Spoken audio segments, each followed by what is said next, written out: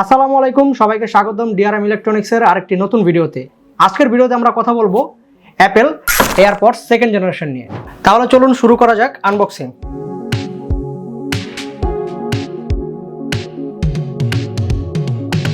প্রথমে পাবেন কিছু ডকুমেন্টেশন, তারপরে দেখতে পারবো আমরা এয়ারবাডসটি, একটি USB কেবল এবং কিছু এক্সট্রা এয়ার টিপস।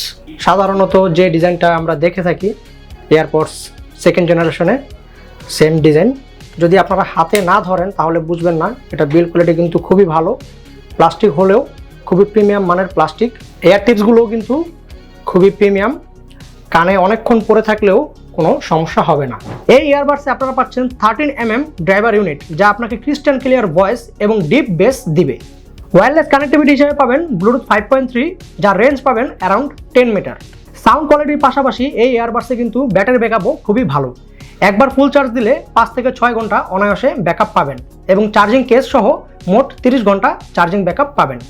এই ইয়ারবাডসটি আমাদের কাছে পাবেন একদম স্টুডেন্ট বাজেটে, আমরা দিচ্ছি মাত্র 1000 টাকায়।